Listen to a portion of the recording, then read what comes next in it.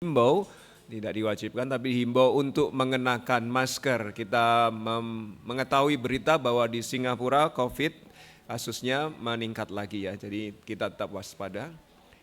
Karena minggu lalu tidak jadi rapat panitia perancang, maka rapat panitia perancang akan diadakan hari Minggu ini jam 6 sore melalui Zoom. Mohon panitia perancang bisa terlibat di dalamnya karena akan membahas finalisasi anggaran 2024 yang selanjutnya akan dibahas di rapat anggota gereja. Janji iman dana Natal, puji Tuhan, yang tercatat 15.550 yang sudah masuk 14.750, padahal kebutuhannya hanya 10 juta. Luar biasa berkat Tuhan, luar biasa kemurahan hati Bapak Ibu Saudara sehingga mendukung untuk acara Natal kita. Yang masih mau terlibat meskipun dana sudah tercukupi, silakan menghubungi Bu Yayu ataupun Bu Ina untuk memenuhi janji imannya. Yang berikutnya, lomba paduan suara antara wanita baptis Indonesia, pria baptis Indonesia, dan kaum muda baptis Indonesia sudah berlangsung dan menunggu hasil penilaian juri. Kata jurinya kemarin hari apa saya bertemu, notnya bagus-bagus, tapi nyanyinya ada yang kayak tentara, ada yang kayak gitu ya, dia itu ya. Jadi notnya bagus-bagus, cuman nyanyinya ini. Setelah selesai kebaktian akan ada latihan-latihan persiapan Natal 2023, terutama sekolah minggu dan mungkin ada yang lain juga. Doakan dan hadirilah acara Natal dan Tahun Baru Gereja Baptis Indonesia Cibubur. Perayaan Paskah itu Sabtu depan. Perayaan Natal itu Sabtu depan 16 Desember 2023 jam 5 sore. Kebaktian Natal itu Senin 25 Desember jam 8 pagi. Kebaktian tutup tahun itu Minggu 31 Desember 2023 jam 9 pagi. 16 Desember Sabtu itu Natal, Senin besok ada gladi bersih SD 9 karena pakai hari Selasanya jam 5 sore. Lalu hari Kamis itu SMP Negeri 258 pakai jam 4 kalau nggak salah sampai malam. Jadi para petugas Natal kalau mau latihan bisa koordinasi ya supaya tidak bertabrakan dengan mereka juga. Gereja Baptis Indonesia Cibubur ada 3 kantong persembahan, merah untuk persembahan persepuluhan, emas untuk pembangunan gedung gereja, biru untuk TPW Namotrasi. Silahkan menurut gerakan Roh Kudus di dalam hati Bapak Ibu Saudara masing-masing. Bapak Ibu Saudara yang mengikuti secara online persembahan persepuluhan bisa ditransfer ke nomor rekening BCA atas nama Krisnawati 8770859027 dan akan dilaporkan di WhatsApp grup jemaat. Jika ada kesalahan atau koreksi mohon memberitahu gembala sidang. Berikutnya, data kehadiran minggu lalu. Kebaktian doa hari Rabu 29 November di gedung gereja 33 orang, secara online 21 orang, sekolah minggu lalu 62 guru dan murid, kebaktian minggu lalu 92 orang, puji Tuhan. Namotrasi kebaktian doa hari Kamis 12 orang, remaja hari Sabtu 2 Desember 9 orang, sekolah minggu yang lalu 38 orang, kebaktian anak 19 orang, kebaktian umum 46 orang, puji Tuhan. Tugas kebaktian pada pagi hari ini pembawa acara Bapak Sujud Prasetyo, singers Saudari Dahlia, Saudara Andreas, pemain musik Saudara Sevanya Tristan dan Bapak Setio Aji Wicaksono, slide Saudara Yosafat Aryatama, OBS Bapak Bagias Yurian. Lalu sound system Bapak Purnomo, Saudara Boesai, persembahan Bapak Simon Daniel, Ibu Ina, penerima tamu Ibu Tumini, Saudari Liana, keamanan Bapak Dandung Murdianto. Mohon bersiap untuk petugas minggu depan. Hari Rabu 13 Desember renungan Bapak Rudi Patmanto, pembawa acara Ibu Lydia Krisnawati, pemain musik Saudari Violeta Arianti, operator slide Saudara Kevin Mahardika, OBS Bapak Sony Ondang, operator sound system Bapak Purnomo. Perayaan Natal hari Sabtu 16 Desember, pembawa acara Ibu Lydia Krisnawati, singers Saudara Tristan, Saudari Valentina, pemain musik Bapak Herman, Bapak Thompson, Saudara Aaron, Saudara Damas, Slide Saudara Andreas, OBS Saudara Antoni, Sound System Bapak Purnomo, Saudara Boysai. Persembahan Saudara Kevin, Saudara John Lee, Saudara Marvel. Penerima tamu Bapak Sucud Prasetyo, Ibu Ria, dan Bapak Dandung, Ibu Rahayu. Keamanan Bapak Dinar dan Bapak Simon Daniel. Minggu depan, petugas pembuka acara sekolah minggu Ibu Dian Ingkesari diiringi pemain musik Saudara Damasaka. Pembawa acara kebaktian minggu depan hari Minggu 17 Desember, Bapak Bayu Primantio, singer Saudari Ibu Trivena, Saudara Peter, pemain musik Saudara Kevin, Bapak Setio Aji, Saudara Rafael, slide Saudara Boysai, OBS Saudara Damas, sound system Bapak Herman Kairupan. Persembahan Bapak Dinar, Ibu Veta, penerima tamu Bapak Suroso, Ibu Windarti, keamanan Bapak Simon Daniel. Dari mimbar saya mengucapkan selamat ulang tahun tepat hari ini Saudara Kaila Askardia 10 Desember. Yang berikutnya Bapak Nanan Sutisna hari Selasa 12 Desember. Lalu Ibu Merawati Sugiarto hari Sabtu Paskita Natalan 16 Desember. Dan juga kalau tidak salah Ibu Petrus Marzuki juga tanggal 16 Desember. Dapat salam dari beliau, kemarin saya menelpon mereka menanyakan keadaan. Puji Tuhan kita semua boleh dalam keadaan baik dan sehat. Mari kita dengan khidmat dan kusuk datang menghadap hadirat Tuhan. Rasakan hadiratnya, nikmati hadiratnya, seolah-olah Tuhan sendiri datang di samping Bapak Ibu Saudara untuk melihat seberapa sungguh-sungguh kita datang kepadanya. Selamat berbakti, Tuhan memberkati.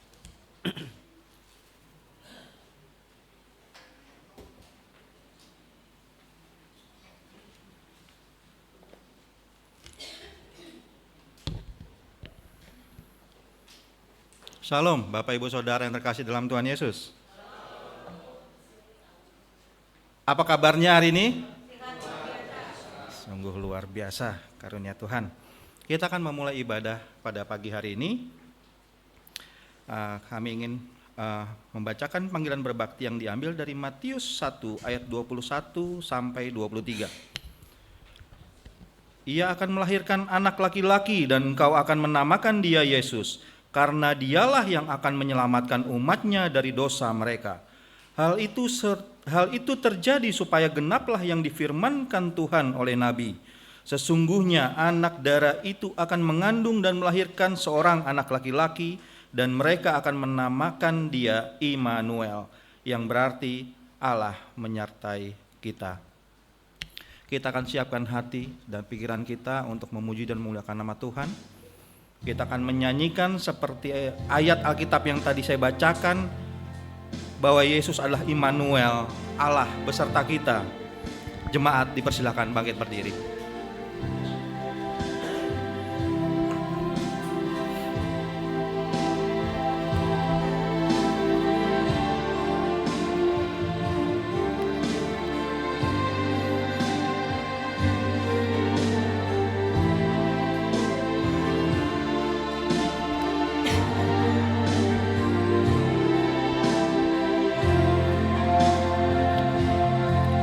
Bapa-Ku datang dan berserah. Bapa-Ku datang dan berserah. Ku nyatakan Kau yang berkuasa dalam gelap. Kau setia, Kau cahaya hidupku.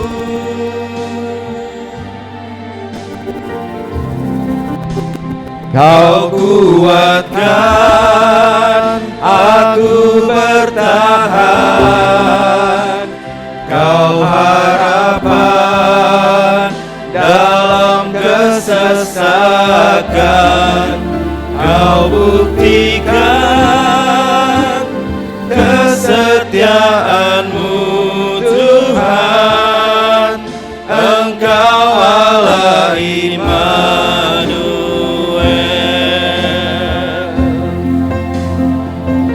Bapa-Ku datang untuk menyembah.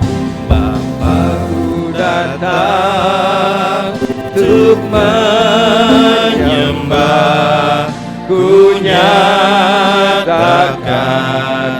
Kau yang bertata dalam lemah, Kau sempurna, Kau cahaya bagiku.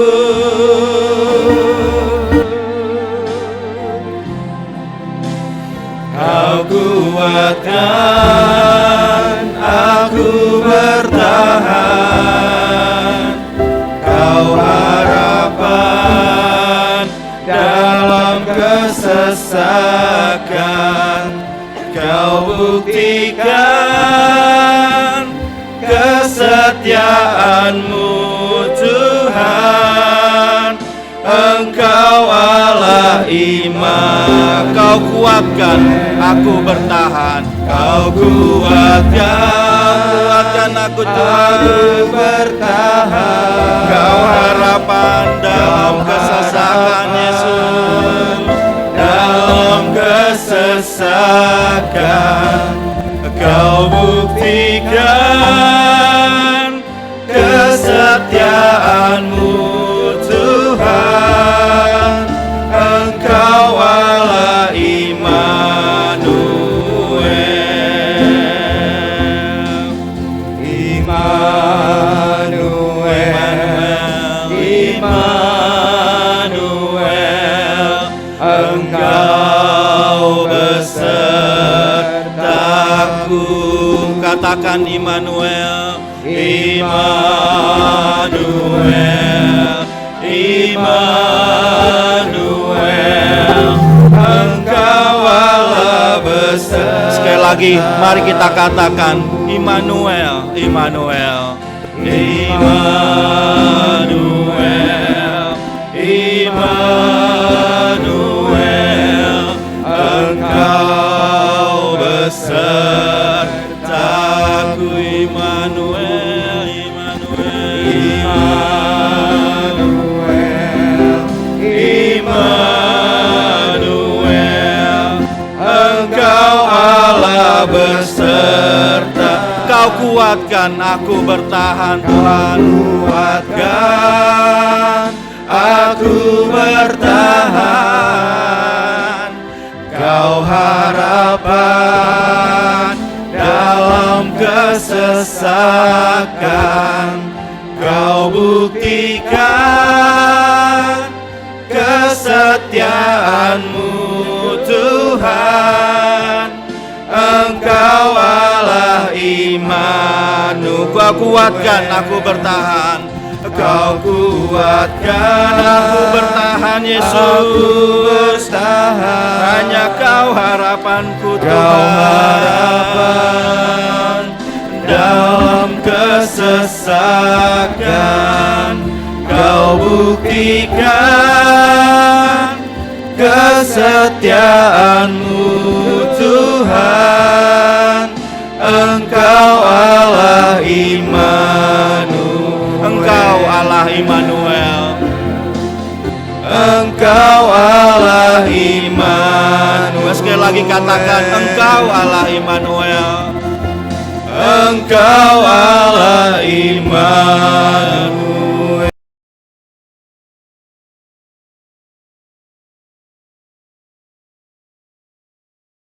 Terima kasih Tuhan, terima kasih atas semua pengorbanan-Mu Yesus. Karena dengan kasih karunia-Mu Tuhan, kami masih bisa ada sampai saat ini Tuhan. Karena dengan anugerah-Mu, kami hadir di tempat ini untuk memuji dan memuliakan nama-Mu Tuhan. Perkenankan kami Yesus, tanggalkan semua segala pergumulan masalah hidup kami saat ini Yesus. Biarkanlah kami fokus untuk memuji dan memuliakan nama-Mu pada saat ini Bapa. Ampuni segala dosa yang sudah kami lakukan, yang tidak berkenan di hadapan-Mu Tuhan.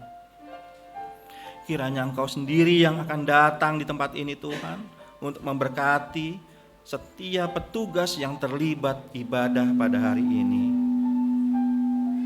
Dan biarlah ibadah ini berjalan sesuai dengan rencana-Mu Yesus, dari awal, pertengahan hingga akhirnya, untuk memuliakan nama-Mu. Terima kasih Tuhan, terima kasih. Siapkan hati kami pribadi lepas pribadi untuk terus mengikuti apa yang sudah menjadi perintah dan ajaran-Mu Tuhan. Hanya di dalam nama-Mu kami menyerahkan Tuhan Pendeta Aryo Basuki yang akan membawakan firman Tuhan nanti. Biarlah hikmat, kebijaksanaan ada dalam dirinya dalam menyampaikan firman Tuhan. Terima kasih Yesus. Di dalam nama-Mu kami sudah berdoa. Haleluya. Amin.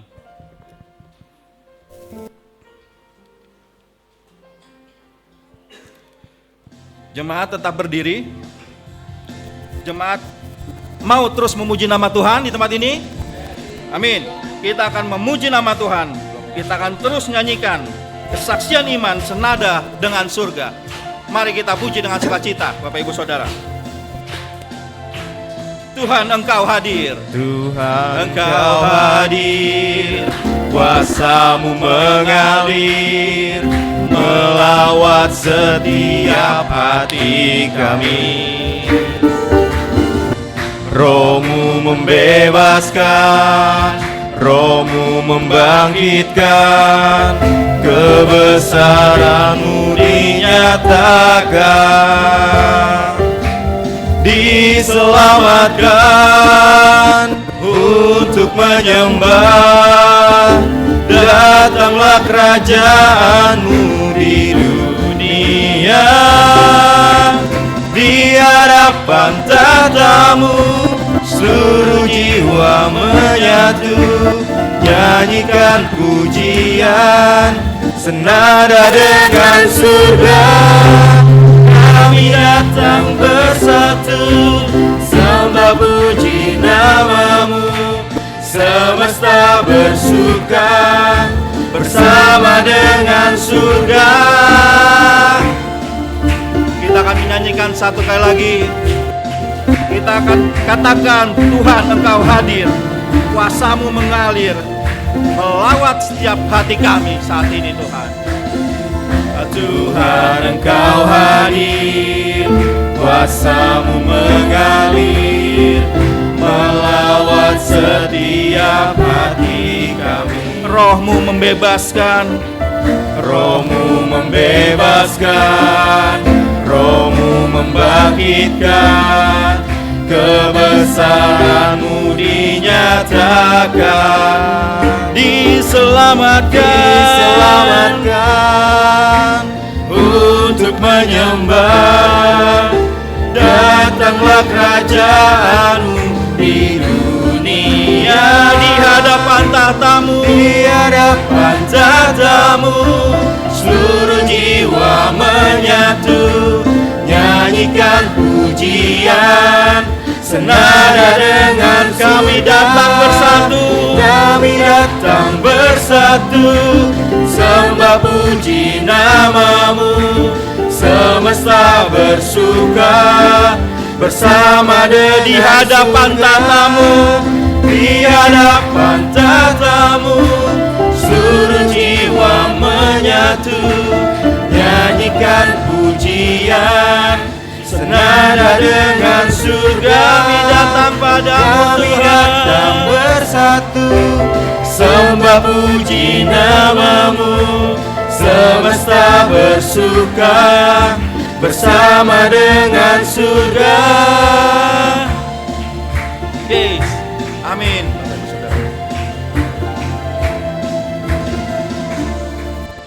Saya persilakan Bapak Ibu Saudara untuk duduk kembali. Luar biasa semangatnya. Amin.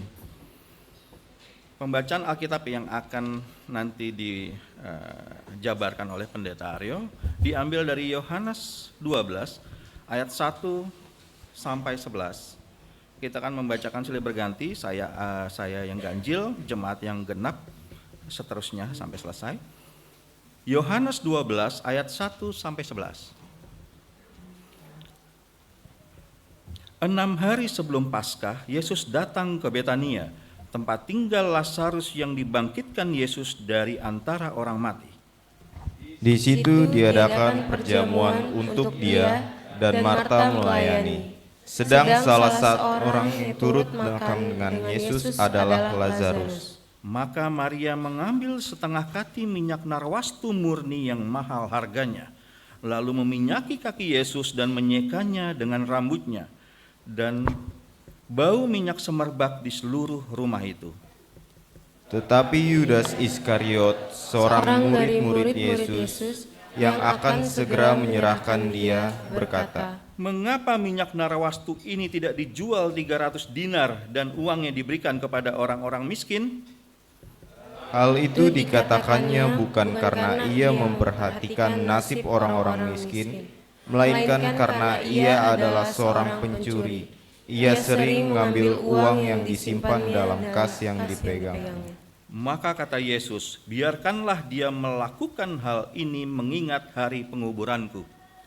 Karena orang-orang miskin selalu ada pada kamu, tetapi aku tidak akan selalu ada pada kamu." Sejumlah besar orang Yahudi mendengar bahwa Yesus ada di sana, dan mereka datang bukan hanya karena Yesus, melainkan juga untuk melihat Lazarus yang telah dibangkitkannya dari antara orang mati.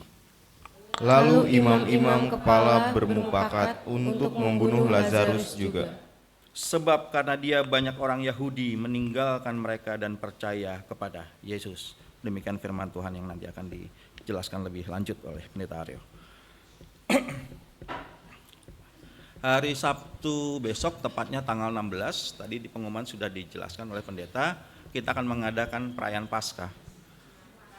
Natal, jadi kebawa sama pendeta. Lalu tanggal 25, lebih tepatnya lagi kita akan merayakan hari lahirnya Tuhan Yesus Kristus. Jadi mulai dari kemarin atau sampai saat ini kita akan menyambut Natal yang akan kita rayakan minggu depan dan tanggal 25 dengan menyanyikan lagu Suara Malak Nan Merdu. Saya ingin bagi, bait pertama adalah PBI, Refe bersama-sama. Bait ketiga adalah kaum muda, Refe bersama-sama. Bait keempat adalah WBI, Refe bersama-sama.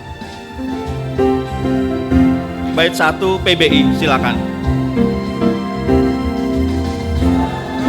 Malak merdu nyaring di malam tenang, langit bumi berpadu berkumandang bersama-sama.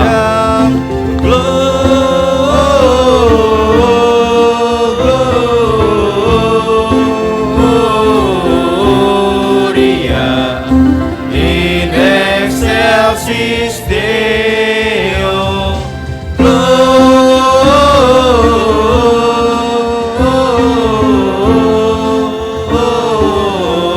Gloria in excelsis Deo. Bait ketiga kaum muda, ayo harus lebih keras, semangat.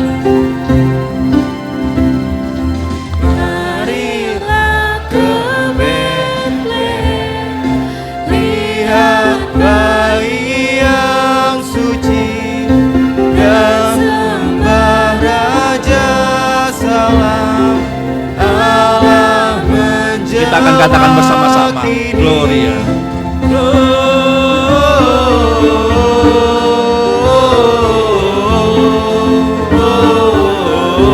Gloria in excelsis Deo,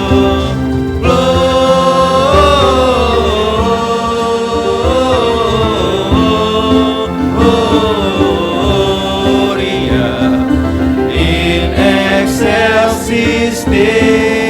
WBI kaum wanita. Di palungan pandanglah anak Allah yang tunggal, semua hati yang pasrah diberikan Bersama-sama Bapak Ibu Saudara.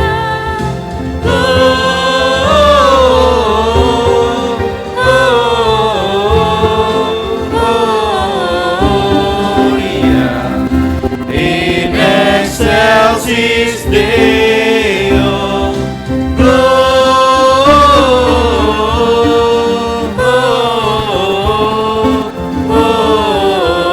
Gloria in excelsis Deo. Amin. Petugas persembahan dan perpuluhan dipersiapkan. Seruan memberi diambil dari Matius 2 ayat 11 dan Maleakhi 3 ayat 10. Matius 2 ayat 11. Maka masuklah mereka ke dalam rumah itu dan melihat anak itu bersama Maria ibunya, lalu sujud menyembah dia. Mereka pun membuka tempat harta bendanya dan mempersembahkan persembahan kepadanya, yaitu emas, kemenyan, dan mur. Maleakhi 3 ayat 10. Bawalah seluruh persembahan persepuluhan itu ke dalam rumah perbendaharaan, supaya ada persediaan makanan di rumahku, dan ujilah aku. Firman Tuhan semesta alam, apakah aku tidak membukakan bagimu tingkap-tingkap langit dan mencurahkan berkat kepadamu sampai berkelimpahan. Minta bantuannya Bapak Daniel Simon untuk pimpin doa. Mari kita bersatu. Allah Bapa di surga, terima kasih Tuhan atas penyertaan-Mu. Kau telah kumpulkan kami anak-anak-Mu di rumah-Mu ini. Sebentar kami akan memberikan persembahan perpuluhan Tuhan. Kiranya persembahan ini hanya untuk kemuliaan-Mu saja. Terima kasih Tuhan, dalam nama Tuhan Yesus kami telah berdoa. Amin. Amin. Selagi kantong persembahan diedarkan, kita akan memuji nama Tuhan dan juga akan mempersiapkan firman Tuhan dari pujian ini. Kami 3 orang Majus.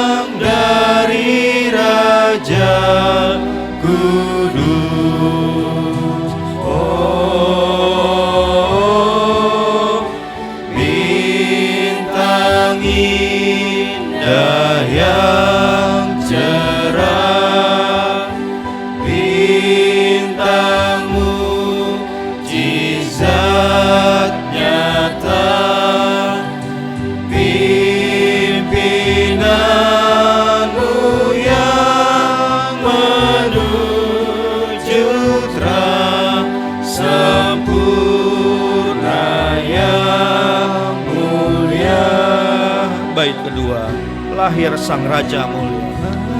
Lahir Sang Raja yang mulia, Maha Kuasa atas dunia. Ku beri kini emas murni guna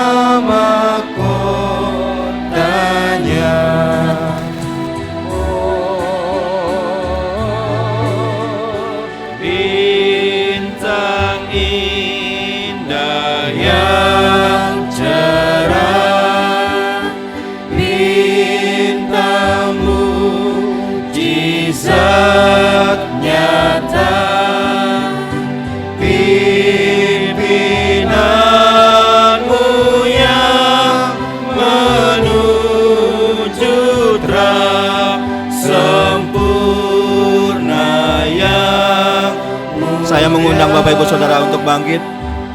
Kita akan menyanyikan bait ketiga. Aku pun memberi kemenyan. Saya mengundang pendeta untuk maju ke depan. Lambang doa serta iman, hormat bagi yang tertinggi, Sang Kristus dan Tuhan.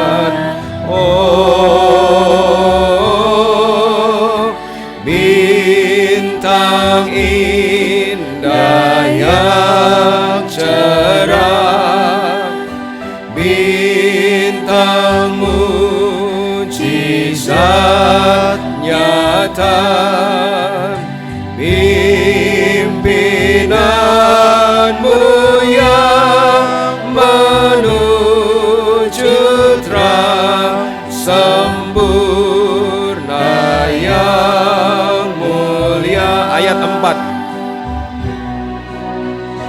Mur yang pahit yang ku beri, lambang derita duka pedih, dan gambaran dari korban rajaku kan mati. Oh, bintang indah yang cerah, bintang mujizat nyata, pimpinanmu yang menuju terang sempurna yang mulia. Mari kita berdoa. Tuhan, menjelang peringatan kelahiran Yesus Kristus ke dunia, kami juga diingatkan akan tujuan Yesus Kristus datang ke dunia, yaitu untuk mati menggantikan tempat kami.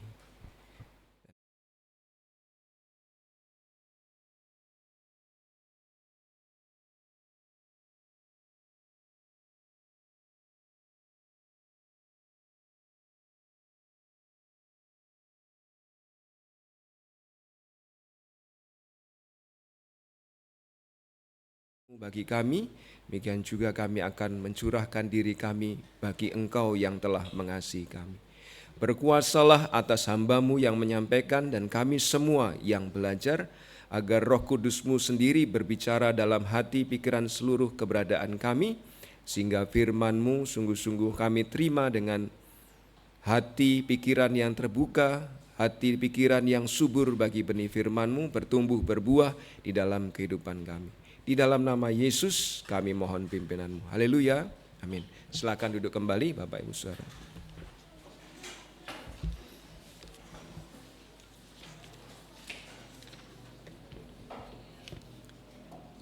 Saya bersyukur ada orang-orang awam yang getol melayani Tuhan, meskipun tidak ada tanda kasih khusus untuk mereka, contohnya panitia perancang, guru sekolah minggu, petugas kebaktian, dan lain-lain. Itu saya bermaksud menampilkan foto mereka ya, tapi karena nggak punya, belum pernah rasanya difoto segrup panitia perancang itu belum pernah ya. Atau kalau grup sekolah minggu mungkin pernah, tapi saya nggak punya sehingga saya tulis saja foto panitia perancang gitu ya. Foto guru sekolah minggu, foto petugas kebaktian. Karena nggak punya fotonya ya. Tapi saya bersyukur atas keberadaan mereka yang tanpa tanda kasih khusus mau terlibat di dalam pelayanan. Saya dengar dari kakak sepupu saya, dia dari denominasi lain, dia bisa beli motor loh. Karena sering jadi petugas singer. Jadi singer saja bisa beli motor, saudara. Gereja Baptis nggak ada. Tapi itulah uniknya, indahnya pelayanan di Gereja Baptis, murni tulus tanpa mengharap uang ya. Dan saya bersyukur kalau ada orang-orang awam yang getol melayani Tuhan meskipun tidak ada tanda kasih khusus. Padahal kadang-kadang dari pagi udah ngajar sekolah minggu, lalu kebaktian, lalu selesai kebaktian masih ada latihan. Setelah latihan kalau panitia perancang masih ada rapat panitia perancang. Setelah rapat panitia perancang sorenya ada KPW, mau badminton nggak bisa. Ya, tapi itulah ya indahnya melayani Tuhan. Nah, tapi kemungkinan di antara Bapak Ibu Saudara yang getol melayani Tuhan termasuk juga pernah saya pikirkan, does our ministry worth it gitu ya? Apakah sungguh sepadan? Saya dulu pernah jadi koster gereja seperti Boy, waktu itu tahun berapa lupa saya, tapi gajinya 35.000 ya. gajinya 35.000, saya juga berpikir ini, Tuhan sepadan enggak nih saya ini bersihin gereja, lalu orang enggak ada yang berterima kasih misalnya, oh bersih ya hasilnya dan lain sebagainya, enggak peduli, pokoknya datang aja. Sehingga kadang saya bertanya, kadang saya mengulang ngepel misalnya sampai 2-3 kali supaya memastikan benar-benar bersih, megang meja atau kursi ada debu, masih ada debu enggak, saya pastikan itu semua. Tapi kemudian saya bertanya, does it worth it gitu ya? Apakah ini sepadan, pantas diperjuangkan, dapatnya apa Tuhan gitu ya? Dan kita berpikir gitu ya. Bagaimana Tuhan Yesus memandang pelayanan kita bagi Dia? Kalau bahasa anak sekarang, is it worth it gitu ya? Sepadan enggak Tuhan? Kalau aku bekerja keras sebegini rupa enggak dapat bayaran, nanti dapat apa? Nah, perikop yang kita pelajari ini juga ditulis di Injil Matius 26, 6-13, tadi kita sudah baca dari Yohanes 12, tapi kita akan melihat dari Matius 26, 6-13 dan Markus 14, 3-9, saya bacakan, ada di layar. Ini versi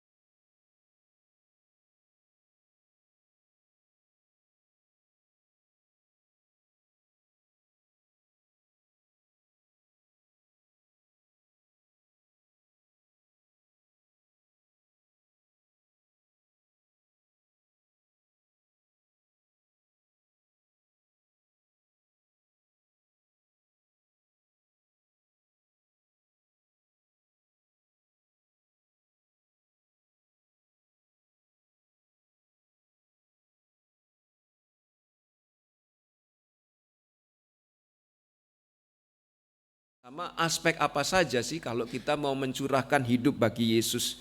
Di dalam mencurahkan hidup bagi Yesus itu harus ada apa saja? Dan kita akan lihat dari ayat-ayat yang sudah kita baca. Yang pertama, di dalam mencurahkan hidup bagi Yesus itu jelas harus ada pengorbanan. Ya, di dalam mencurahkan hidup bagi Yesus jelas harus ada pengorbanan. Kita lihat di ayat 1. 6 hari sebelum Paskah Yesus datang ke Betania tempat tinggal Lazarus. Kita langsung terbawa, oh ini di rumah Lazarus yang baru dibangkitkan itu. Tapi versi Matius dan Markus bukan di rumah Lazarus ternyata. Hanya desanya betul di desa Betania sama dengan tempat tinggal Simon si Kusta, sama-sama di Betania tapi tempatnya bukan tempatnya Lazarus. 6 hari sebelum Paskah Yesus datang ke Betania tempat tinggal Lazarus yang dibangkitkan Yesus dari antara orang mati. Kalau Bapak Ibu Saudara masih ingat apa yang saya sampaikan minggu lalu bahwa Yesus kena ultimatum, dapat informasi, ada peringatan, ada kesepakatan antara Farisi dan Saduki bahwa mereka sepakat membunuh Yesus. Bahkan diumumkan saat berikutnya, diumumkan ya kepada orang-orang Yahudi, siapa saja yang tahu lokasi keberadaan Yesus beritahu kami. Ya, kemungkinan besar ada hadiahnya ya, dan itu follow up, ditindaklanjuti oleh Yudas setelah peristiwa ini ya. Pembahasan minggu lalu Yesus menyingkir ke daerah lain karena pengumuman itu ya. Karena Farisi Yahudi sudah sepakat membunuh Yesus dan ada pengumuman dia menyingkir ke daerah Efraim. Tapi menjelang hari Paskah, makanya tadi pengumuman saya keliru karena pikiran saya ke Paskah ya. Setting Yohanes ini Paskah terus ya. Alasan aja Pak. Ada pengumuman agar orang Yahudi memberitahu lokasi Yesus kalau mereka tahu ya. Dan anehnya sudah ada pengumuman begitu dan hari Paskah makin mendekat karena Yesus memang sudah tahu waktunya akan tiba. Slide berikutnya, Yesus justru datang ke Betania. Ya. Yesus sudah tahu waktu kematiannya akan tiba, dia malah mendatangi tempat itu, Betania, di rumah Simon, mantan penderita kusta. Ya. Karena orang kusta itu nggak mungkin boleh kumpul-kumpul kecuali sudah sembuh ya. Mereka kalau masih kusta dikucilkan bahkan jauh di luar kota dari tempat mereka tinggal, dari sinagog, dari bait Allah dan lain sebagainya, nggak boleh dekat-dekat. Sehingga kalau ini bisa berkumpul berarti ini ex penderita kusta. Siapa di sini yang pernah duduk bareng dengan mantan penderita kusta? Nggak ada ya, mungkin cuman Bu Ellen. Ada Bu Retno? Farudi ya, Bu Ellen mungkin ya. Nah, saya belum pernah, tapi saya melihat foto-foto beberapa di YouTube, di Google itu, wah kayaknya kalau lihat kukunya, lihat bekas tangannya mau jejer itu, mikir-mikir ya. Tapi ini perjamuan yang dihadiri Yesus, hadir di antaranya Simon mantan penderita kusta yang mungkin sudah disembuhkan. Dan juga satunya mantan jenazah, Lazarus kan pernah jadi jenazah 4 hari ya. Kira-kira asik nggak pertemuannya ini? Nggak asik ya. Waduh, satunya penderita kusta ada bekas-bekasnya mungkin ya. Satunya pernah jadi jenazah selama 4 hari. Bukan pertemuan yang keren, bukan pertemuan yang mewah. Saya nggak tahu pembicaraannya apa, tapi saya merasa bahwa Yesus sengaja datang ke Betania karena disitulah tempat orang yang mengasihi dia. Orang yang peduli kepadanya, orang yang pernah mengalami mujizatnya sehingga menjelang hari terakhir hidupnya di dunia, karena dia akan mengalami kematian, Yesus ingin ada suatu persekutuan yang indah. Itu harapannya ya. Dan syukur juga bahwa di dalam peristiwa itu di sekitar meja makan ada penderita kusta, mantan penderita kusta, mantan jenazah. Slide berikutnya. Oh sudah ya, sudah. Maaf saya belum lihat. Kembali ke itu tadi Mas Yusuf. Ya, ada mantan jenazah dan dia ingin menggunakan waktu terakhirnya dengan orang-orang yang peduli kepadanya. Dan di ayat 2, slide berikutnya. Di situ diadakan perjamuan untuk dia, Yesus, dan Marta melayani, sedang salah seorang yang turut makan dengan Yesus adalah Lazarus, mantan jenazah itu tadi. Kita lihat di sini Marta melayani. Padahal yang lain mungkin, slide berikutnya, mungkin asik ngobrol dengan Yesus. Marta sibuk melayani. Tapi kata melayani yang digunakan di situ diakon. Jadi Marta seolah-olah berperan sebagai diakon, melayani orang-orang yang lagi asik ngobrol dengan Yesus. Ini patut disyukuri ya, meskipun kadang kita seolah-olah punya image buruk terhadap Marta karena di peristiwa-peristiwa sebelumnya ketika Yesus datang, Marta sibuk mempersiapkan makanan dan sebagainya, lalu dia protes, Yesus tolong suruh adikku itu Maria bantu aku, masa aku repot sendiri ngurusi makanan ini. Lalu dipanggillah oleh Yesus, Marta, Marta, kamu tahu enggak, Maria itu justru mengambil bagian yang penting, udah enggak usah repot itu. Nah kali ini Yesus enggak menegur demikian ya, dibiarkanlah Marta untuk sibuk. Karena kalau nggak ada Marta yang sibuk, mereka mungkin nggak akan makan, perjamuannya nggak jadi enak ya. Nah kita perlu juga orang-orang yang semacam ini di gereja kita. Kadang-kadang yang lain pingin menikmati acara, pingin lihat pengkhotbahnya dan lain sebagainya, tapi ada orang yang rela mengorbankan waktunya, mengorbankan haknya untuk supaya orang lain dilayani. Slide berikutnya.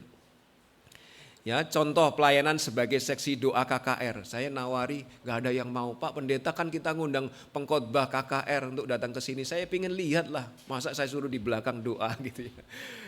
Gak banyak yang mau, sehingga akhirnya ya hanya beberapa ya, paling 4 atau berapa. Waktu itu ada Bu Tarmi juga, Pak Awi, Bu Sri Kadarse dan beberapa yang lain.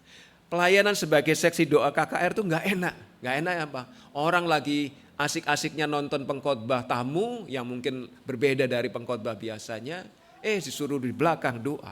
Ngapain ngundang orang jauh-jauh, kita nggak nonton gitu ya, kita nggak lihat. Gitu.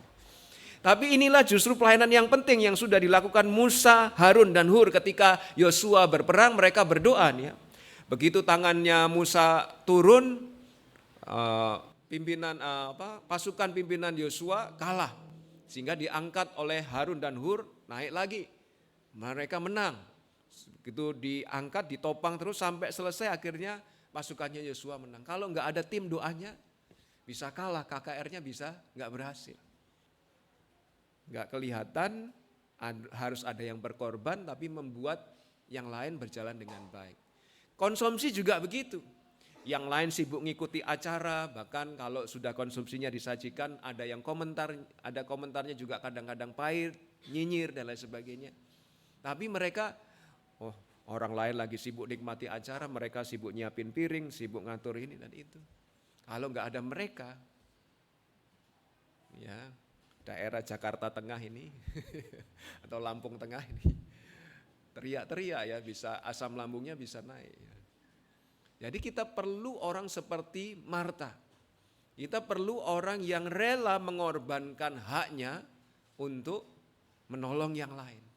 Dan di dalam pelayanan, di dalam mencurahkan hidup bagi Yesus harus ada pengorbanan ini. Dan di ayat 3 pengorbanan yang terlihat nilainya paling besar, mari kita lihat slide berikutnya. Maka Maria mengambil setengah kati minyak narwastu murni yang mahal harganya, lalu meminyaki kaki Yesus dan menyekanya dengan rambutnya, dan bau minyak semerbak di seluruh rumah itu. Ini ayat 3. Setengah kati itu setengah liter. Ya, saudara bayangkan setengah liter, misalnya aqua atau le mineral setengah liter, sudah tahu ukurannya. Ini botolnya mewah karena ternyata setelah saya menyelidiki ini barang impor. Pihak Israel Yahudi tidak produksi, kemungkinan diambil dari Asia, daerah India dan sebagainya gitu. Wadahnya harus terlindung sehingga tidak mudah menguap, wadahnya juga keren, mahal.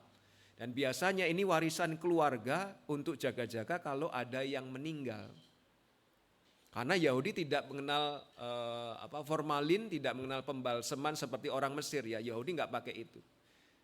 Dan kalau itu dituangkan, harusnya digunakan pas Lazarus meninggal kemarin selama 4 hari, tapi nggak digunakan mungkin ya. Oleh Maria dijaga, dikeep, itu karena warisan keluarga, karena nilainya mahal, harganya juga. Ya, tapi begitu ada Yesus, dipecahkanlah tutupnya itu, dituangkan, kalau versi Matius dan Markus dituang ke kepala Yesus, kalau versi Yohanes dituang ke kaki Yesus, lalu ditambah lagi. Biasanya ngelap pakai tangan atau pakai kain tambahan, tapi ini pakai rambut Maria. Itu menunjukkan kerendahan hati. Slide berikutnya. Itu menunjukkan kerendahan hati. Di lain pihak, tadi Marta sibuk melayani, Simon si kusta itu sudah berkorban. Udah, rumahku pakaian enggak apa-apa untuk pertemuan kali ini. Tapi pengorbanan Maria paling besar karena nilai minyak wangi itu minyak impor, nilai minyak wangi itu warisan keluarga. Nilai minyak wangi itu ditambah lagi cara dia memperlakukan kepada Yesus, menunjukkan penghormatan, pemujaan. Slide berikutnya. Menunjukkan pemujaan dan penghormatan. Meminyaki kaki Yesus, menyekanya dengan rambutnya, tindakan ini merendahkan diri yang besar.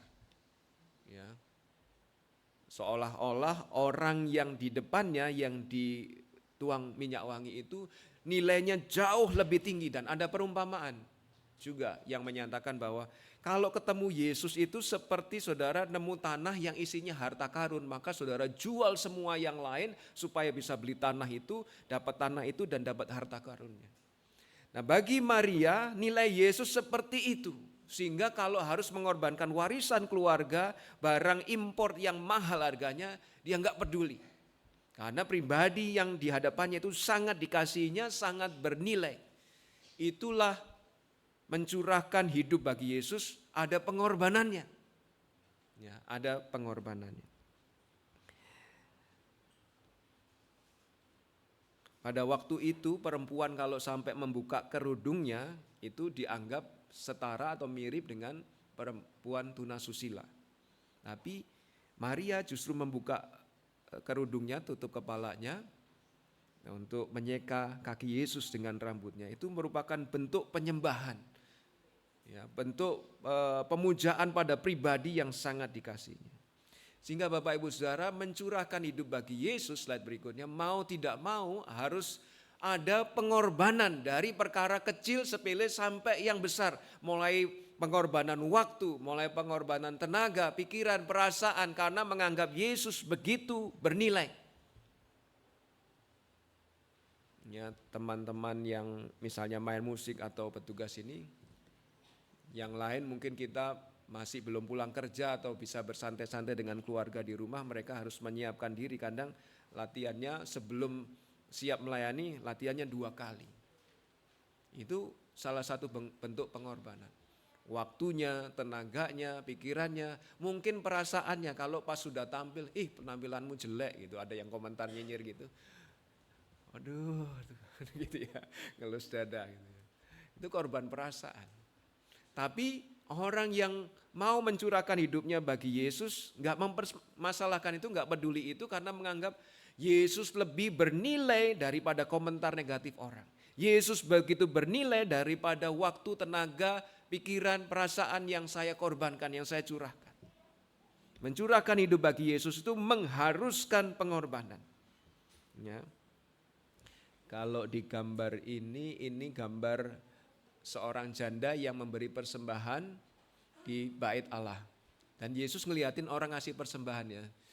Saya nggak tahu Bapak Ibu Saudara, kalau petugas persembahan datang ke bangku Bapak Ibu Saudara lalu dia kepalanya lihat ke persembahan yang saudara masukkan, ada perasaan bagaimana gitu ya, seolah-olah aduh kok dia ngeliat sih.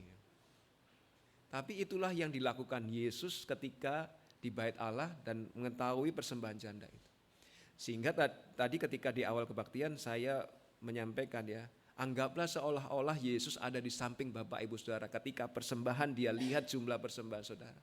Ketika saudara memuji Tuhan dia lihat sungguh-sungguh hendak orang ini atau pikirannya melanglang buana kemana-mana.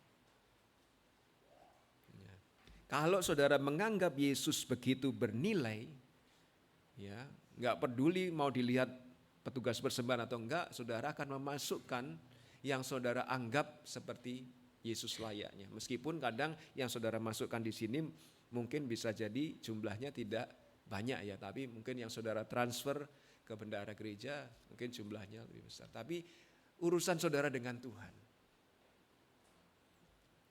Mencurahkan hidup bagi Yesus itu mengharuskan pengorbanan. Kalau bagi janda itu dia kerja hari itu dapat berapa dan dimasukkan ke dalam peti persembahan, sehingga bagi Yesus pengorbanan pemberian janda ini nilainya lebih besar karena dia memberi dari kekurangannya. Wong gajinya hari itu kok dimasukkan semua ke tempat persembahan, lah dia hari itu makan apa? Itulah pengorbanan. Dan Yesus menghargai pribadi yang mencurahkan hidup bagi dirinya, yang memberikan pengorbanan bagi dirinya. Jika Bapak Ibu Saudara, slide berikutnya, jika Bapak Ibu Saudara di dalam pelayanan belum ada pengorbanan, mungkin hanya sebatas kewajiban. Oh, minggu waktunya ke gereja, nggak ada acara ini, ya udah deh ke gereja. Tapi kalau minggu harusnya bisa mancing, harusnya bisa kemana ke itu, lalu saudara, wah demi Yesus nilainya jauh lebih berharga daripada mancing, maka itu saudara pengorbanan. Mencurahkan hidup bagi Yesus mengharuskan pengorbanan. Yang kedua, mencurahkan hidup bagi Yesus perlu siap diejek. Ayat 4, Ini ya, lagi enak-enaknya Yesus mendapat pemujaan dari Maria, komentar nyinyir dari Yudas. Tetapi Yudas Iskariot, ini label yang melekat padanya, seorang dari murid Yesus yang akan segera menyerahkan dia, berkata, selalu kalau Yudas Iskariot disebut, selalu ada label sambungannya yang mengkhianati dia atau yang menyerahkan dia. Ayat 5, slide berikutnya. Nah, Yesus tahu kalau dia akan mati. Maka dia meluangkan waktu khusus dengan orang-orang yang peduli padanya dan mendapat pemujaan dari Maria. Tapi Yudas dan kalau versi Matius maupun Markus tadi didukung oleh para murid yang lain protes. Ngapain sih ada pemborosan ini? Gitu ya. Slide berikutnya. Mengapa minyak narwastu ini tidak dijual 300 dinar dan uangnya diberikan kepada orang-orang miskin? Ini usul yang baik ya nampaknya. Tapi ini sebenarnya ejekan. Bahkan menurut versi Matius dan Markus tadi, ini pemborosan. Ngapain minyak impor harganya 300 dinar? Itu kok dipecahkan, dituang ke kaki Yesus untuk apa sih? Wong habis ini kakinya kena debu jalan di padang gurun ya. Buat apa? Bagi murid-muridnya dan khususnya bagi Yudas itu pemborosan. Sehingga itulah penghinaan. Tapi itulah mencurahkan hidup bagi Yesus ya. Ayat berikutnya.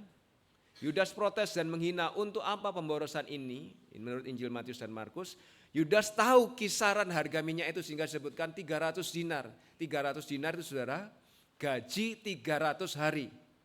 Ya, kalau 365 hari dikurangi hari Sabtu Minggu untuk libur, bisa jadi 300 hari kerja, berarti itu gaji setahun nilai minyak itu. Saya hitung gaji setahun menurut UMR Jakarta, slide berikutnya. Ini ya, UMR Jakarta itu 4901798 kali 12, 58.821.576 rupiah. Itu nilai minyak narwastunya. Penghasilan selama 300 hari atau 1 tahun. Sehingga usulnya Yudas masuk akal dong, ngapain kamu buang-buang di kakinya Yesus, wong habis ini Yesus jalan di padang gurun, iya kalau nggak nginjek tai, kalau nginjek tai ya sama aja. Itu ya masuk akal usul ini, baik juga usul ini. Tapi itu sebenarnya penghinaan, ngapain sih kamu buang-buang uang 58 juta untuk coba dijual nilainya 58 juta lalu dibagi-bagi bisa ngasih makan lebih dari 5.000 orang. Usul yang baik juga. Ya. Jadi kalau kita mencurahkan hidup bagi Yesus, siap-siaplah ada penghinaan. Karena kadang-kadang orang tidak menganggap, it doesn't make sense, gak masuk akal kamu. Apakah Bapak Ibu Saudara ketika mencurahkan hidup bagi Kristus, ketika melayani Kristus, pernah ada yang mengejek? Mungkin pernah ya. Saya ini ada gambar seperti di kantor pos ya, sortir surat. Tapi ini yang pernah saya alami dan saya rasa saya pernah menceritakan ya, biasa semakin tua, orang semakin tua itu biasanya ceritanya diulang-ulang ya. Nah ini yang pernah saya alami ketika saya lulus kuliah dari luar negeri dengan gelar MDiv, Master Divinity, kerja di GGBI, di kantor GGBI, dipercaya sebagai project manager, diantaranya meng-create bulletin tiap bulan atau tiap berapa bulan sekali gitu. Lalu produksi, nyetak dengan Pak Andreas Tukiran. Lalu setelah selesai ada banyak eksemplar, saya membagi ke 500 gereja, saudara bayangkan. Masukin ke amplop, sehingga kadang-kadang meja nggak cukup, saya lesehan di bawah. Ada orang lain masuk. Aryo lulusan S2 Amerika kok kerja nyortirin surat gitu. Dihina saudara. Tapi saya nggak peduli karena saya nggak mikir itu melakukan untuk itu, tapi mikir melakukan untuk Yesus. Ya. Bukan cuma itu, saya juga pernah pelayanan di sebuah gereja, cuma digaji 75.000 padahal UMR waktu itu 200.000. Lalu full ya, masuk selalu diminta pelayanan. Padahal saya selesai kuliah waktu itu masih di STBI, selesai kuliah itu kira-kira jam 2, jam 3, jam 5 harus ke gereja itu, diminta pelayanan pemuda, diminta mengiringi wanita, diminta renungan ini dan itu, pokoknya sepanjang minggu itu dari Senin sampai Minggu itu full. Selesainya jam 9, kadang-kadang pulang ke STBI, Karena di STB itu makanan sore disajikan jam 6, siapa lewat dari itu ada teman yang ngambil atau dikemasi oleh petugasnya. Sehingga kalau saya pulang jam 9 seringkali nggak dapat makanan. Padahal pulang dari pelayanan. Sehingga ada teman-teman lain seasrama yang mengejek. Ya 75.000 kamu bela nih mati-matian. Itu ya. Mungkin Bapak Ibu Saudara juga pernah diejek karena melayani Kristus. Ngapain sih melayani Kristus? Ngapain ngambil keputusan melayani Tuhan sepenuh waktu dan lain sebagainya. Tapi inilah kenyataannya bahwa di dalam mencurahkan hidup bagi Yesus itu ada aspek siap diejek. Siaplah untuk diejek. Bahkan oleh murid Yesus yang lain. Yang protes kan Yudas lalu didukung oleh murid-murid yang lain. Ini di bagian berikutnya mereka disebut rasul. Rasul saja ngejek Maria. Ngapain sih boros-boros untuk Tuhan Yesus? Atau mungkin saudara dikomentari, ngapain sih kamu ke gereja? Emang kamu dikasih makan gereja? Mungkin saudara pernah mengalami ejekan itu. Sok suci lu, Pak Pendeta lu, misalnya gitu ya. Ya, bisa jadi loh. Kalau saudara serius melayani Tuhan, emang kamu dikasih makan sama gereja? Bolak-balik ke gereja, bolak-balik melayani, enggak ada apa-apanya kok. Ya. Kalau saudara enggak kuat mental, enggak tahu aspek ini ya. Aduh Pak, daripada saya diomelin istri saya, diomelin orang tua saya karena saya melayani Tuhan, mending gak usah melayani nih Pak. Melayani kalau nyaman aja, kalau gak nyaman saya mundur. Saudara, itulah mencurahkan hidup bagi Yesus itu harus siap diejek. Ya. Yang ketiga, mencurahkan hidup bagi Yesus itu ini harus fokus pada Yesus selama ada kesempatan. Ya.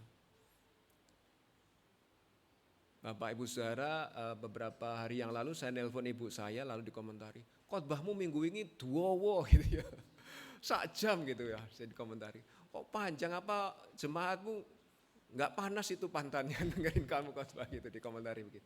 Saya berusaha singkat ya, tapi nggak bisa seringkali. Apalagi hari ini mungkin nggak bisa singkat, ditambah lagi agak pedes ya, siap-siap ya. Supaya jangan makan bubur terus, ini makanan keras ini ya bagian ini. Jika Anda melayani fokus pada manusia, kita bisa kecewa, bisa mutung. Karena yang kita layani belum tentu menghargai. Tadi udah mencurahkan minyak mahal, impor lagi, dikomentari ngapain pemborosan ini, lebih baik begini begitu. Ya. Tapi kalau Bapak Ibu Saudara ketika melayani mencurahkan hidup bagi Tuhan lalu gampang kecewa, dinyinyirin orang gampang kecewa, maka fokus pelayanan Bapak Ibu Saudara kemungkinan besar evaluasilah ya. Kemungkinan besar bukan Yesus. Tapi siapa kalau bukan Yesus? Fokus pelayanan Bapak Ibu Saudara slide berikutnya. Fokus pelayanan Bapak Ibu Saudara adalah orang lain. Gimana orang lain supaya senang. Jadi kalau orang lain komentarnya nyinyir, saudara kecewa. Atau fokus pelayanan Bapak Ibu Saudara adalah diri sendiri. Kalau diri sendiri nggak puas, saudara kecewa. Nah, itu fokus pelayanan yang salah. Fokus pelayanan haruslah Yesus. Komentar Yudas di ayat 5 itu dikatakan di ayat 6 bukan karena bijak, tapi karena Yudas kecewa nggak bisa mencuri 300 dinar. Padahal itu penghasilan 1 tahun. Ngapain sih pemborosan? Lebih baik uangnya ini disimpan di kas lalu dibelanjakan buat orang miskin dengan maksud supaya aku bisa mencurinya. Dari mana tahu itu Pak Pendeta? Di ayat 6 tadi ya, slide berikutnya. Hal itu dikatakannya bukan karena ia memperhatikan nasib orang-orang miskin, melainkan karena ia adalah seorang pencuri yang sering mengambil uang yang disimpan dalam kas yang dipegangnya. Jadi itu niatnya. Karena fokusnya pada diri sendiri, gimana saya dapat keuntungan, lah itu kok dikasihkan Yesus. Kalau ditabung dulu di kas, saya kan bisa mainin kasnya untuk keperluan saya. Dan dia bisa mencurinya, itu maksudnya dia. Karena fokus pelayanannya pada diri sendiri, begitu tidak kena dirinya sendiri, dia kecewa, dia marah. Jadi mari kita evaluasi, kalau sampai kita gampang marah, gampang ngambek, gampang mutung karena komentar nyinyir orang lain, mungkin fokus pelayanan kita bukan Yesus, tapi orang lain itu atau diri sendiri. Jadi evaluasi ya. Slide berikutnya. Yudas komentarnya nampaknya baik ya, ngapain gaji setahun dibuang-buang untuk kaki Yesus, sebentar lagi dia nginjak debu tanah, kemungkinan kena teletong dan lain sebagainya. Ya. Nampak baik, ternyata tidak benar-benar baik, ternyata Yudas adalah pencuri. Dan pada waktu kejadian itu para murid percaya sehingga mereka setuju usulnya Yudas, mendukung usul itu. Iya sih, ngapain pemborosan ini ya. Mereka begitu percaya kepada Yudas, baru setelah itu karena Yesus mengumumkan ini sebentar lagi aku mati.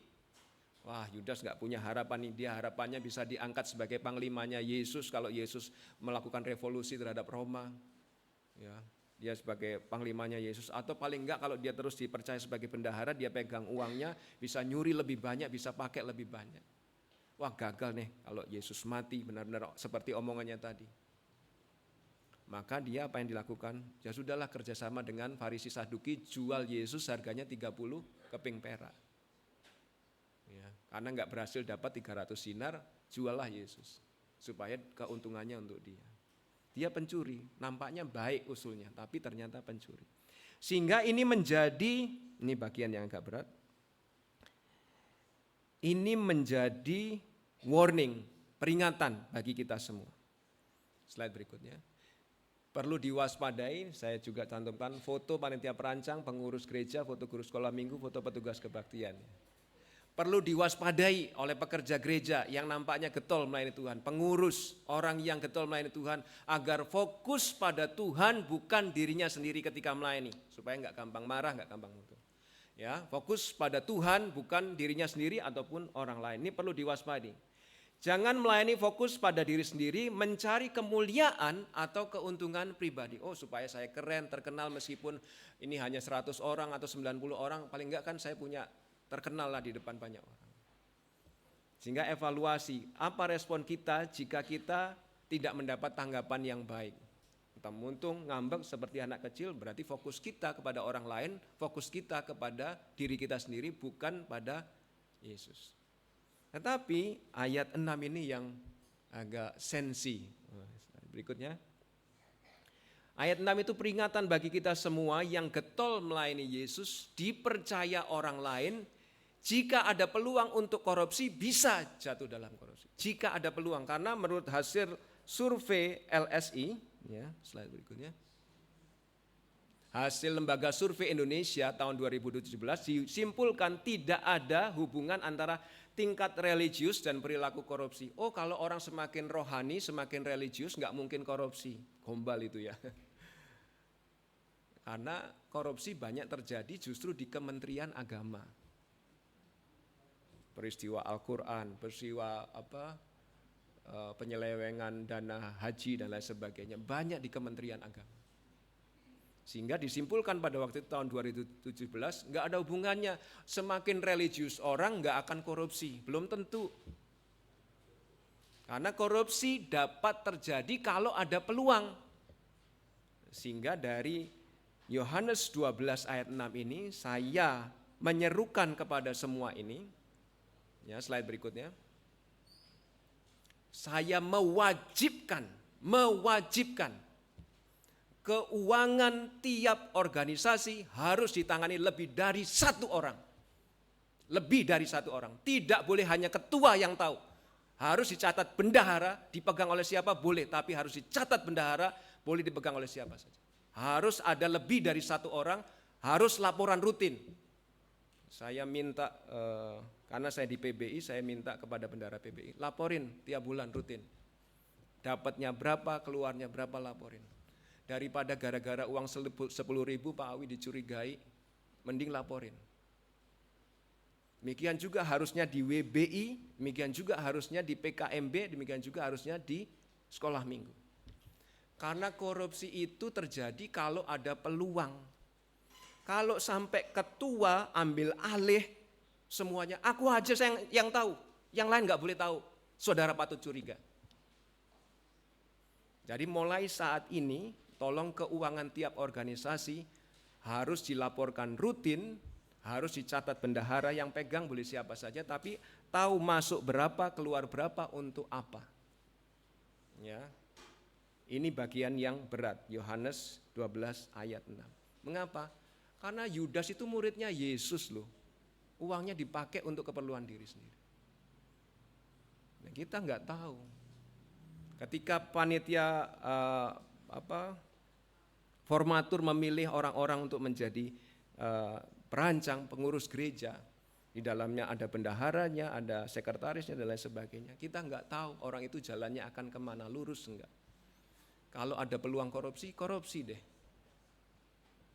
Ya, ini seruan saya. Tiap organisasi tidak boleh hanya satu orang yang tahu, harus lebih dari satu. Supaya ada cross check. Makanya gereja kan bendaharanya juga 2, terus ditambah lagi ada panitia keuangan, terus ditambah lagi laporan rutin dikerjakan oleh Pak Sulis tiap minggu. Kadang-kadang saya membantu ngoreksi. Kalau sudah ditayangkan terus masih ada yang hubungi, Pak Pendeta kok perpuluhan saya ditulis salah. Loh, catatan perpuluhannya benar kok. Oh, mungkin kami yang salah ngetik, saya ataupun Pak Sulis. Tapi tidak pernah pencatatan salah dan akan selalu dilaporkan supaya kalau ada koreksi dikoreksi.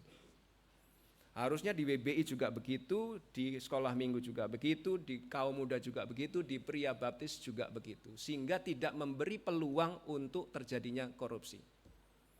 Sehingga dari seruan ini saya menghimbau kepada jemaat, jika ada yang menjadi korban, tolong laporkan saya. Ya, saudara merasa menjadi korban penipuan dari pengurus gereja, tolong laporkan saya segera. Japri aja, nggak usah diumumkan ya. Laporkan saya. Jika ada jemaat yang jadi korban, tolong laporkan saya. Saya nggak mau ada Yudas. Mengapa? Cilaka, saudara. Ya, slide berikutnya. Oh maaf, tadi saya belum membahas sebelumnya. Ya, laporan ini melindungi pemegang uang dari dicurigai, melindungi pengurus dari nama baik yang diburukkan, dan melindungi si pemberi. Wah, aku nyerahkan untuk Tuhan, untuk pekerjaan Tuhan kok dipakai untuk foya-foya, nge-gym misalnya, ke kafe dan lain sebagainya. Enak aja sih itu naktir-naktir orang. Nah, saya ini mengusahakan uang supaya bisa persembahan ini mati-matian loh. Ya. Itu dihindari kalau ada laporan, kalau pemegang atau catatan laporan itu diketahui oleh lebih dari satu orang. Sehingga kalau sampai benar, ya ini saya baru khotbah ini, saya nggak tahu, tapi mudah-mudahan tidak ada. Tapi kalau sampai ada yang jadi korban, tolong laporin saya. Ya, slide berikutnya. Ini yang saya nggak ingin ya. Saya menyampaikan ini bukan karena marah.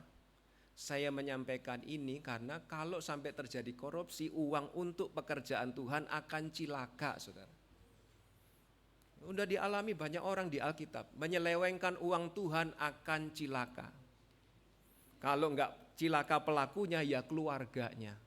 Dari mana? Maka saya pasang itu ya, foto panitia perancang, foto pengurus gereja, guru sekolah minggu, petugas. Kalau yang saya tulis nama-namanya ini menyelewengkan uang untuk Tuhan, cilaka, saudara. Kalau enggak saudara, ya keluargamu. Hati-hatilah, maka jangan. Ini saya sampaikan supaya tidak terjadi, tapi kalau ada terjadi, tolong laporin saya. Ya, slide berikutnya. Ini contoh yang cilaka nih ya. Anania Safira, Petrus, Rasul, padahal Rasul bukan Tuhan Yesus ya. Rasul Petrus, aku jual tanah nilainya 100 juta. Padahal dia jual tanah nilainya 150 juta. Ini tak persembahan semua. Kelihatannya keren mempersembahkan 100 juta, padahal dia masih nyimpen 50 juta. Sehingga Petrus ngomong, loh itu enggak kamu jual ya urusanmu, kamu jual jumlahnya ya urusanmu, ngapain kamu mesti bohong, jual hasilnya 150 kamu laporin 100 seolah-olah kamu menyerahkan semua untuk Tuhan. Mati lu, mati di situ juga ya, Anania Safira ya. Kisah Para Rasul 5 ayat 4-5, baca lagi kalau enggak percaya. Yudas Iskariot cilaka juga, saudara. Dia ketika dapat uang 30 perak lalu melihat Yesus, waduh aku menyesal, aku telah menyerahkan orang yang tidak berdosa kepada kalian, nih uangnya kembalikan. Mereka enggak mau, dipakailah untuk beli tanah. Di tanah itu, tanah kosong, Yudas gantung diri. Dan menurut Kisah Para Rasul 1:18-19, gantung diri, talinya enggak kuat sehingga dia jatuh, tapi kena batu atau pohon gitu sehingga perutnya terbuka dan tanah itu penuh darah, dia mati di situ. Cilaka juga, saudara. Pakai uang Tuhan.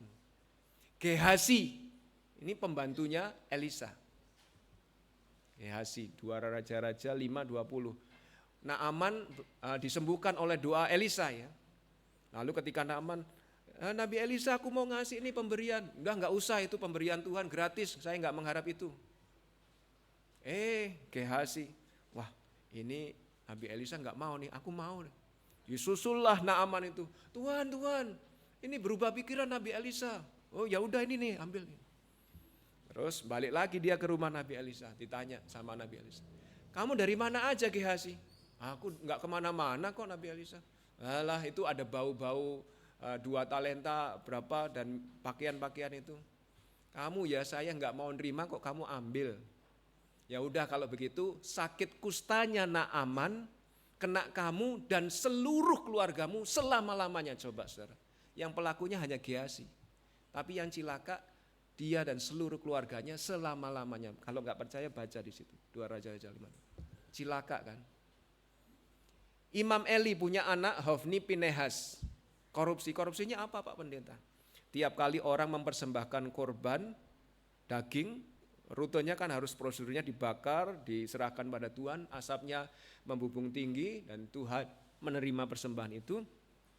Tapi sebelum itu terjadi, Hofni Pinehas anaknya Imam Eli ini ngambil pakai garpu dicelupin. Enak. Tolong ambil itu. Loh ini belum selesai untuk dipersembahkan. Ambil, bapakku mau. Bapaknya kan Imam Eli, pendeta. Dibawalah pulang. Ya, bapaknya mau juga ternyata. Ya. Imam Eli itu ya, pendeta ya, mau juga. Sehingga ditegur Tuhan.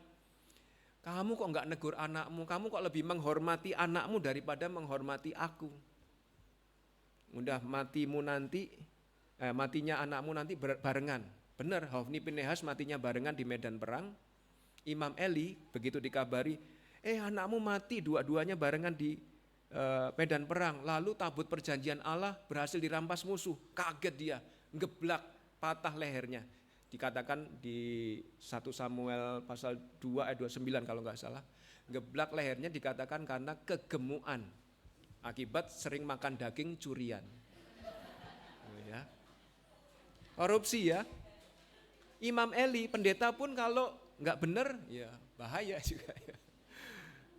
Sehingga jika ada, saya nggak berharap ada, tapi jika ada, saya nggak ingin ada. Jika ada pelaku di pengurus gereja, guru sekolah minggu, panitia perancang, mengakulah ke saya, bertobatlah selesaikan masalah. Sebelum cilaka. Ya, tadi kalau ada korban laporin saya ya. Tapi kalau ada pelakunya, mengakulah dan bertobatlah. Ya, udah contohnya banyak ini, mau contoh berapa lagi ya? Masih nggak percaya ya, silakan uji sendiri. Mungkin bukan saudara, tapi suami saudara, istri saudara, atau anak saudara.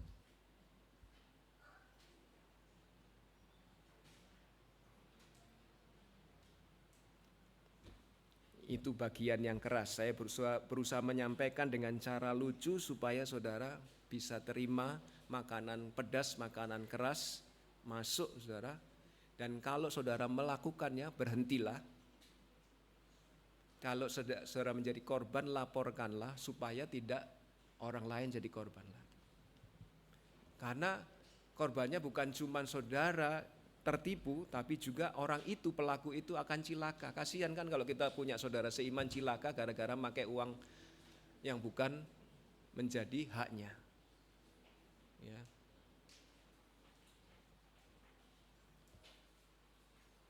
Ayat 7, maka kata Yesus, biarkanlah dia melakukan hal ini mengingat hari penguburanku. Ternyata Yudas dan murid-muridnya komentar negatif kan, nyinyir. Tapi oleh Yesus justru Maria ini dibela. Biarin, leave her alone. Biarin dia sendiri urusannya.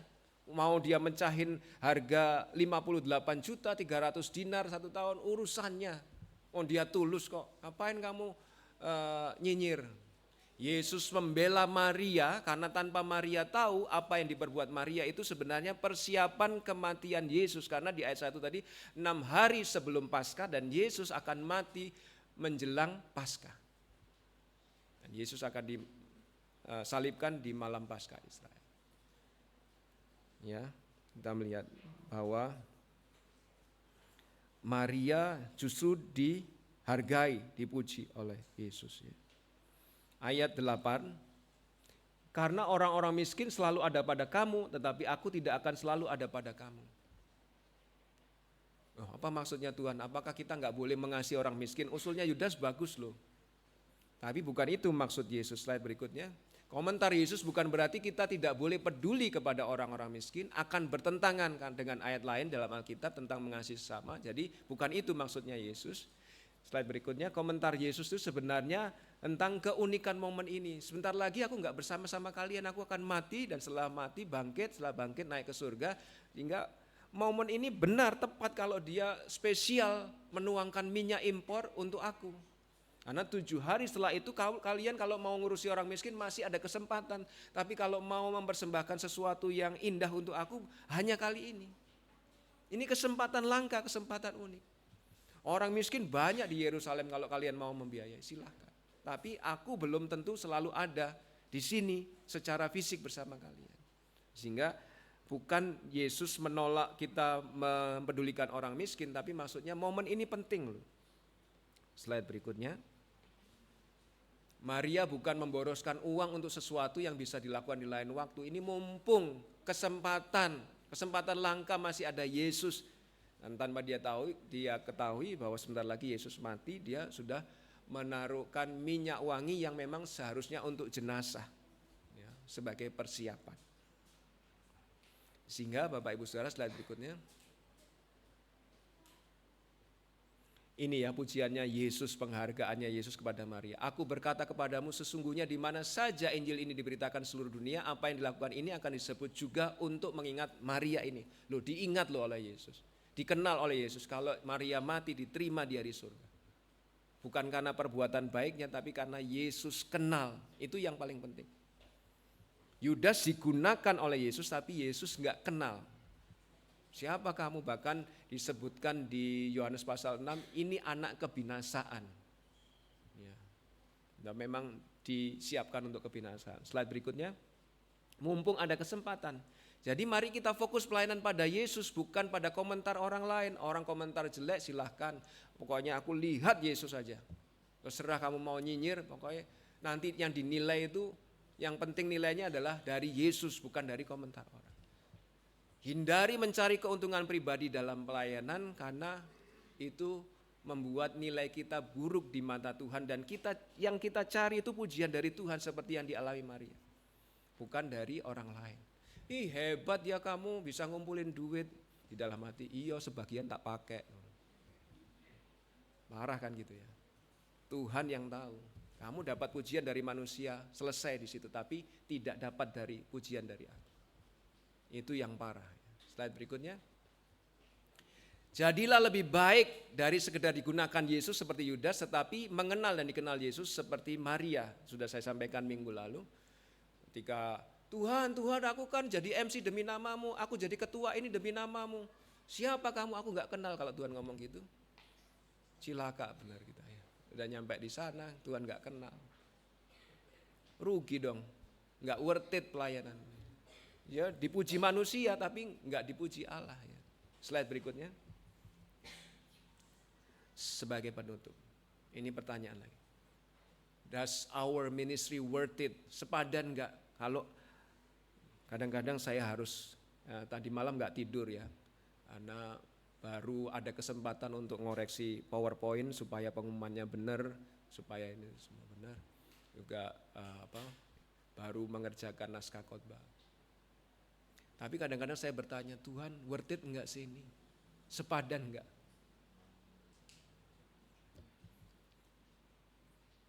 Tapi 1 Samuel 2:3. Siapa yang menghormati aku akan kuhormati. Dan saya sudah merasakannya. Siapa yang menghina aku akan dipandang rendah. Saya bersyukur ada kesaksian Mas Jalu dibagikan di grup. Tinjaulah kesaksian itu. Ikutilah kesaksian. Worth it kok. Mencurahkan hidup bagi Yesus itu worth it. Sepadan. Justru kalau saudara nyari keuntungan untuk diri sendiri dan Yesus bisa tahu itu, saudara cilaka. Dan yang kita kejar adalah komentar Tuhan Yesus di Matius 25, 23 slide berikutnya. Maka kata tuannya itu kepadanya, baik sekali perbuatanmu itu, hei hambaku yang baik dan setia. Engkau telah setia dalam mengikul tanggung jawab dalam perkara kecil, aku akan memberikan kepadamu tanggung jawab dalam perkara yang besar. Masuklah dan turutlah dalam kebahagiaan Tuhanmu. Ini yang kita tunggu. Bukan aku gak kenal kamu. Udah sampai sana, udah hidup sekian tahun, udah melayani sekian tahun, kok dibilang gak kenal. Ini yang kita rindukan. Baik sekali perbuatanmu, ayo masuk, turutlah dalam kebahagiaanku. Ini yang kita kejar, bukan pujian manusia. Orang lain nyinyir, orang lain curiga, silakan. Tapi yang penting yang kita lakukan di hadapan Tuhan benar. Orang kan lihat dari luarnya saja, tapi Tuhan lihat ke dalam. Dan kalau dia tahu sesuatu buruk kita lakukan, mungkin dia akan bilang, siapa kamu, gak kenal aku. Itu luar biasa cilaka. Slide berikutnya. Dan Allah akan menyiapkan mahkota untuk orang-orang yang menghormati dia. Mahkota abadi, mahkota kemegahan, mahkota kebenaran, mahkota kemuliaan, mahkota kehidupan. Entah saudara dapat yang mana atau semuanya saudara dapat, saya gak tahu. Yang penting carilah, kejarlah pujian dari Tuhan. Ya. Karena supaya ini semua yang kita lakukan selama bertahun-tahun worth it, sepadan. Kalau dipikir siapa saya, anaknya pendeta. Waktu itu gajinya bapak ibu saya cuma 400.000. Kok diatur Tuhan bisa keluar kuliah ke luar negeri 2,5 tahun. Siapa saya? Mungkin pengalaman bapak ibu saudara gak seperti saya. Pengalaman Mas Jalu juga gak seperti saya. Tapi banyak orang mengaminkan kalau mencurahkan hidup bagi Yesus worth it, sepadan. Bahkan yang diberikan kepada kita itu melampaui yang pernah kita berikan kepada Tuhan. Saya sudah mengalami. Kiranya saudara pun mengalaminya. Jangan sampai menjadi yang cilaka. Slide berikutnya. Slide berikutnya. Ya, sudah selesai. Bapak Ibu Saudara, mari bersama-sama mencurahkan sepadan. Mari kita berdoa. Bapa yang baik, Engkau memang memberi peringatan keras bahwa orang yang menyalahgunakan wewenang, menyalahgunakan uang untuk Tuhan, ada banyak contoh mengalami celaka. Tapi di lain pihak Engkau Allah yang begitu adil, sehingga orang yang menghormati Engkau akan Engkau hormati. Berapapun nilainya itu. Bahkan ketika hamba-Mu menyadari penghormatan yang Kau berikan, Kau izinkan dilimpahkan kepada hamba-Mu jauh melampaui dari apa yang pernah hamba-Mu berikan kepada Engkau ya Tuhan. Izinkanlah jemaat-Mu ini mengalami itu semua. Sehingga mereka melihat, mengalami, menikmati bahwa mencurahkan hidup bagi Yesus sungguh sepadan.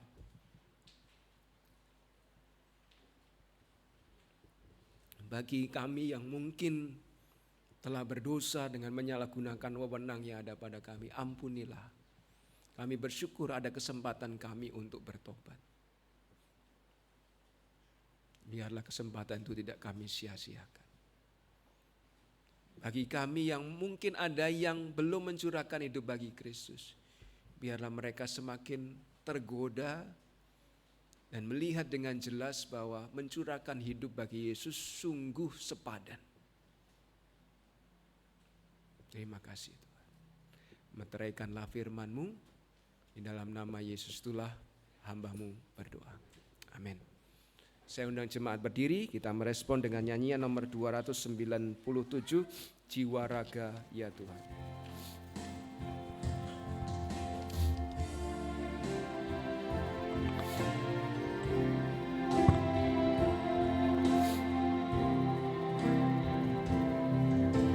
Jiwa raga ya Tuhan,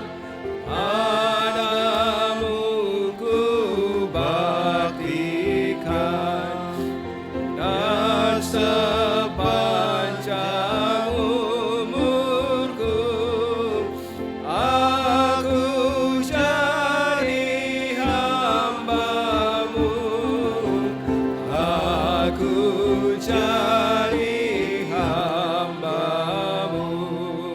Ayat 2. Tangan kaki gunakan bagi karya-Mu Tuhan, agar rajin dan cepat kerja Tuhan-Mu buat, kerja Tuhan-Ku buat. Pakai juga lidahku memasyurkan nama-Mu. Bila mana ku nyanyi, hanya Yesus ku puji, hanya Yesus ku puji. Ku abdikan hartaku, waktu juga bagi-Mu, akal dan kepandaian gunakanlah ya Tuhan, gunakanlah ya Tuhan. Tanpa musik kita akan menyanyikan ayat kelima.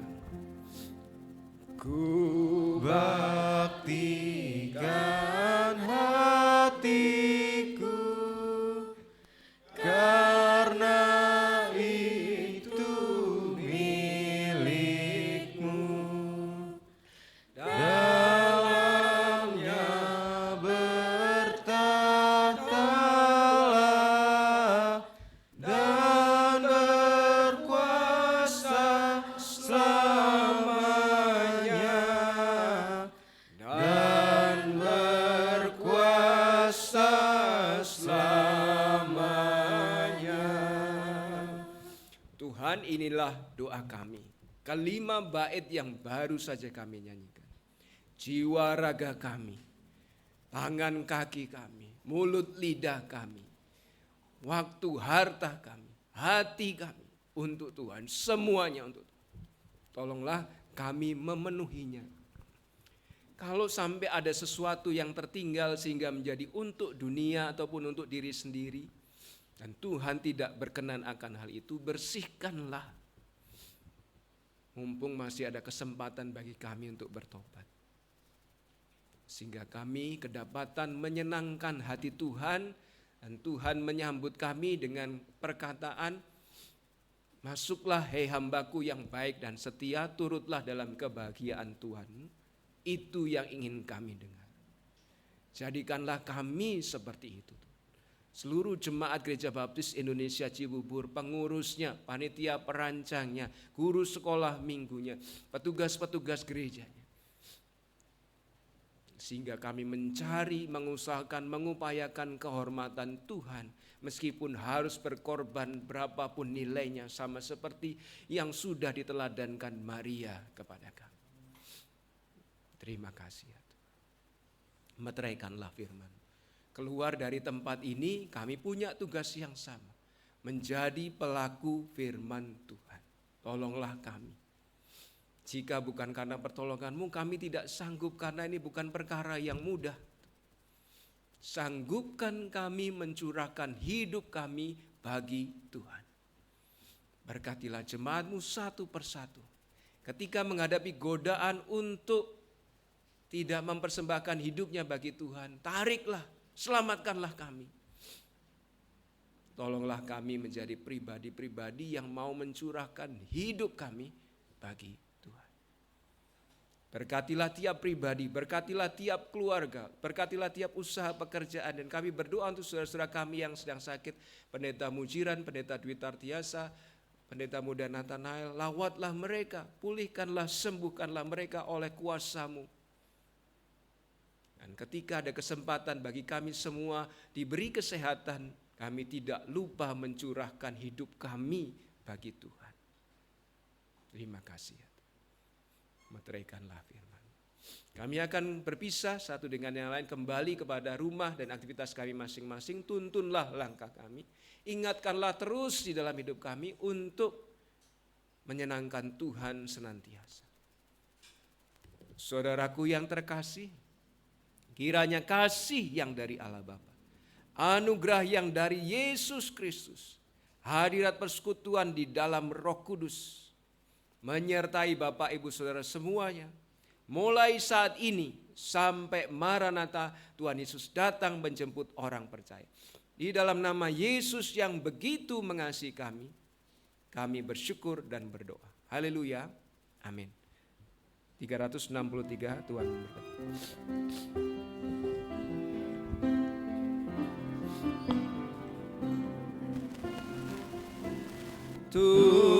Tuhanmu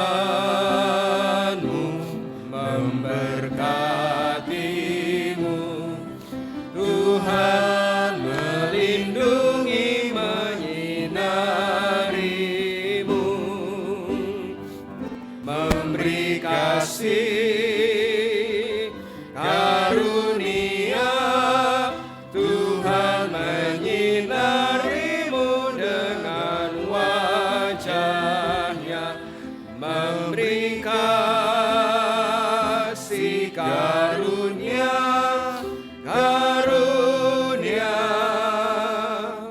damai sejahtera diberi Tuhanmu.